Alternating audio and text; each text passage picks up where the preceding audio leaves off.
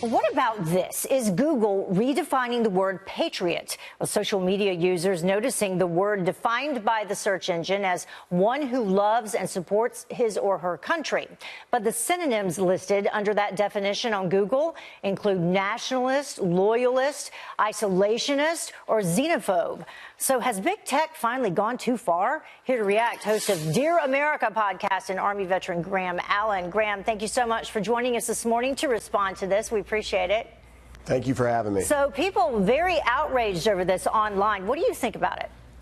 Well, I think it's not the first time Google has done something. I remember a couple months back, the anti-abortion film Unplanned was listed as propaganda on Google. So this isn't the first time that big tech has tried to change the narrative or change what words actually mean. And it's funny, I'm actually speaking at a summit here in D.C. for Turning Point USA, and I said the same thing to them that I'm going to say right now.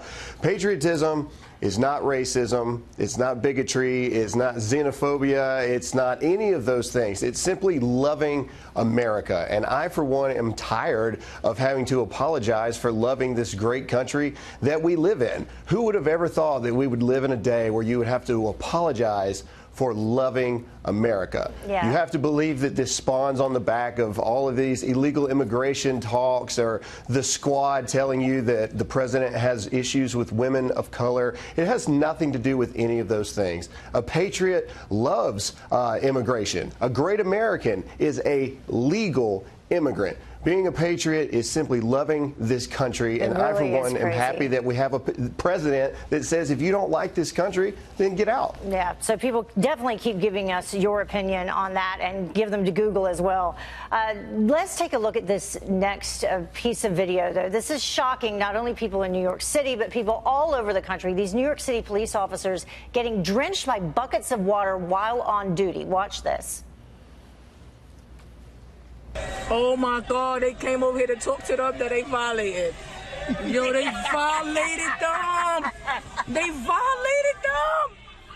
No, they violated them. Oh, they not stopped.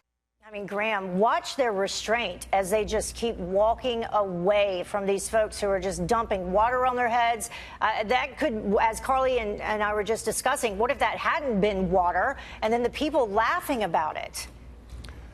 Yeah, I think if I've said it once, I'll say it a million more times. God bless our men and women that decide to wear a badge. I think that this, I mean, I'm not a police officer, but obstruction, harassment, inciting of violence are just a few things I can think of when I see that. My immediate reaction to this is the bigger issue I have is the people that are actually filming this, and this societal norm that we're having to where the police are actually the problem, whereas it really should be our obligation as citizens to help our police and to facilitate an area to where our police are actually able to effectively do their job. Yeah. Not this. This is not what's supposed to happen. It's unreal that it's gone this far. NYPD has now responded to this videos. In the response, they say many of you have seen police officers being targeted with buckets of water. Although the police department is building relationships with the community, there is a line that cannot be crossed. But you know what? Those police officers, if they got called today, if they got called 30 minutes after that happened, they would be right back in that community saving lives. Exactly. There is nothing more selfless than a man or a woman that is willing to put on a badge, put on a uniform every single day, and protect the very people that apparently hate them for doing so. Unreal. Lots more responses coming in on this today, no doubt as well. Graham Allen, thank you so much for joining us. It was great to have you with us.